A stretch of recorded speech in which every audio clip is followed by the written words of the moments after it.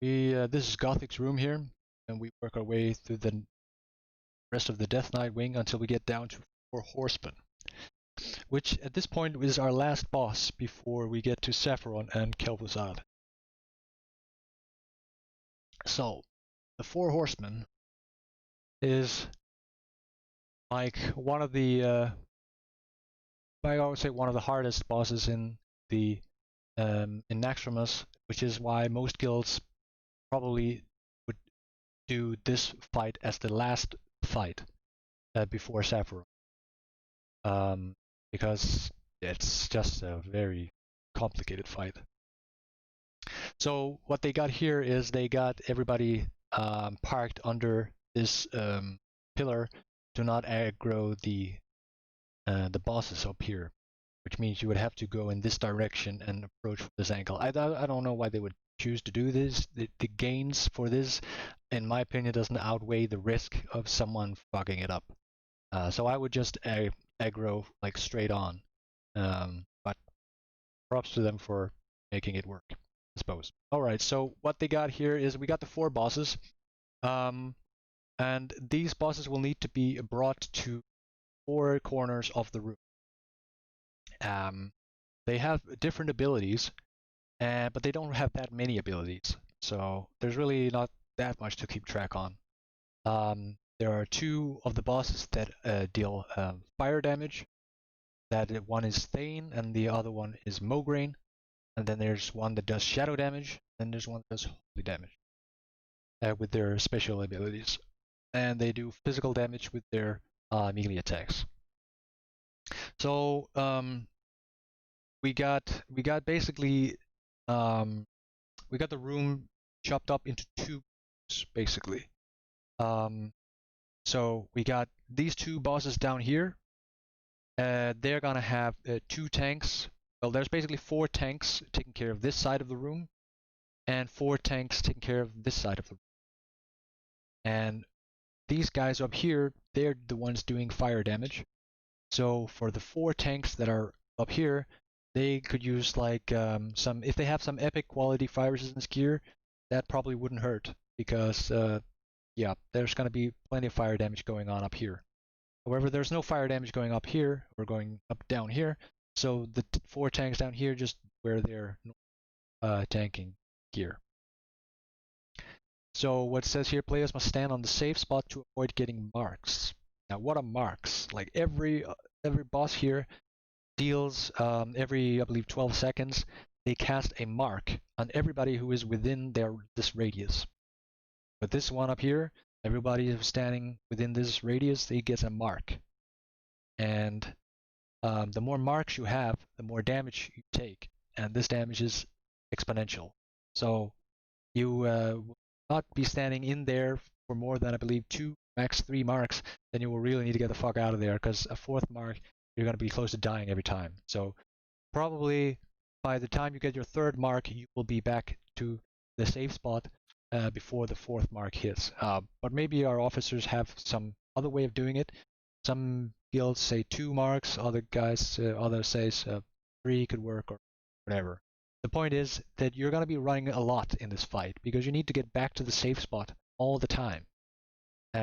So basically this is the safe spot, and in order for this to continue to be the safe spot, the bosses actually need to be at the corner.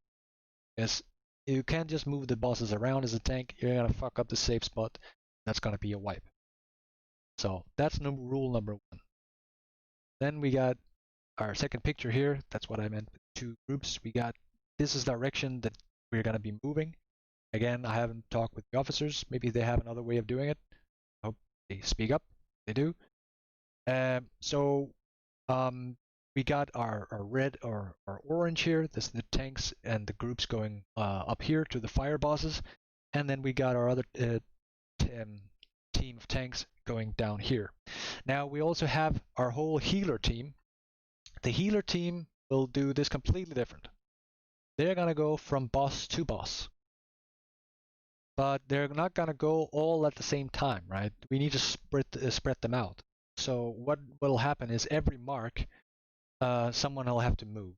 But I don't think I can do this like here on this this whatever this is.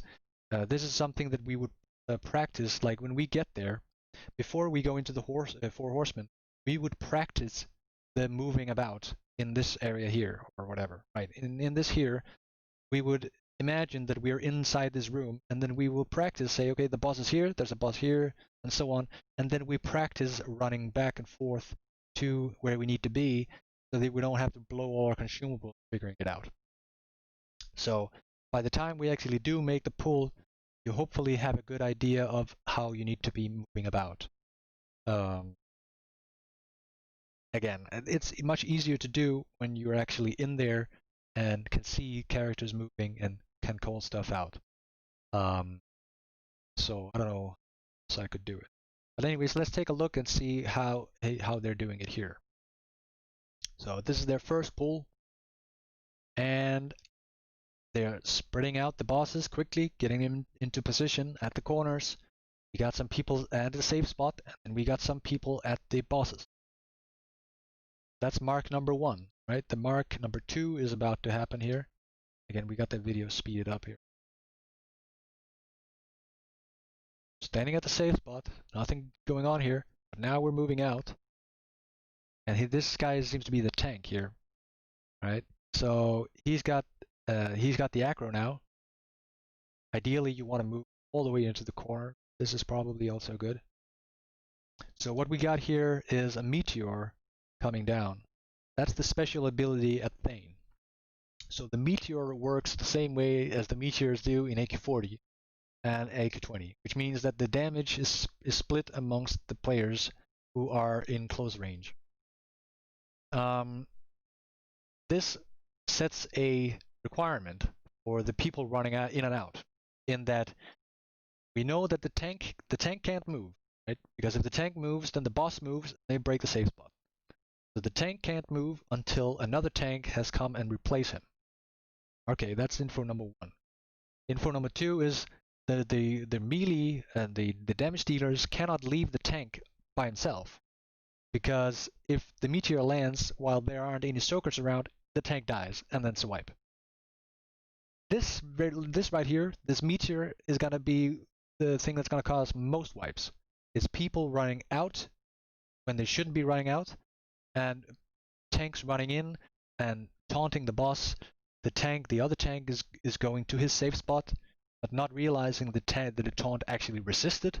So now he's bringing the boss with aggro back to the safe spot, and then he broke the safe spot. This is what causes the wipes on Four Horsemen. It is primarily this boss right here, the meteor boss, and it also fucks up the rotation, because when you're being asked to run on the marks, you're saying on every 2 marks or whatever you're running out, you'll realize that the meteor is on another cooldown than the mark.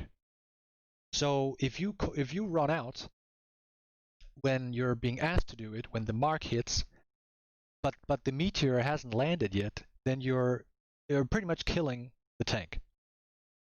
And so that is, I mean, I can just imagine this going wrong many times, but hopefully it will go wrong fewer times, because I've said this now, that the meteor is a big part of the rotation and running on this boss thing here. Luckily, the other bosses are not as complicated, but the meteor here it's a really tricky one. All right, so let's continue here. So yeah, I don't know what the hell they're trying to do here, but obviously this is going. So that was pull number 1, and now we got pull number 10. We have done a little progress. We learned a little bit about how the fight works. And again, so pull number 10, you can imagine this is what you farm for. So the bosses are being brought into position. Got people at a safe spot, and some people are moving out. Again, this is something we'll practice before we go in. We'll have an idea of if you are starting at the safe spot or if you're starting at the bosses or the corners. We'll know all this, so this is not something I can go now. It depends on what group you're in. It depends on the raid composition, how many healers we have, and so on. So what you see here is hunters. they are moving out to shoot, and then they're moving in to soak the meteor. So they're standing out there, running in, soak the meteor, and then when the meteor hits, then they run out to shoot. That's important, not just because of them, but also if the meteor lands on them, then they're gone. So that's a good thing to do as a hunter. Another thing to note is that let's say the hunter dies, right? That means that there's one less person to share the damage on the meteor. Now let's imagine we're 2 minutes into the encounter and 6 people have died. Might not be in the same group. 6 people have died. Well, now you have that much. You have fewer people to share the meteor damage with, and then you got a snowball effect because more and more people take damage on the meteor, and eventually that's going to cause wipes as well. So, greater fire protection potion, juju fire, and even some fire resistance gear can be advised on this fight. That some people might disagree. I would recommend, at least for progression, try to stack some fire resistance gear, because on the progression, what you really just need to learn is getting like the rotations correct, knowing when to move, getting a feel for like how far is the safe spot really going out, and all those small practice elements. Like dying to a meteor 20 seconds into the fight gives you 0 training. Just make sure that you have enough fire resistance to survive some meteor, even if there aren't a full team here to soak. Right? That's gonna help you. So that's what I would recommend at least. And then once you get to the 5 minute marks of the fight, people seem to have a good feel for this is something we can do. Then you downscale the fire resistance and go with more damage. How often do tanks swap? What's the queue for tank swap? It's basically with the same as the melee going in and out. So they're standing here. A tank would be standing here, moving out with the melee, and then he's going to swap. So 2 pieces every 3 marks. So that's where we're gonna go. So the healers, maybe they're doing it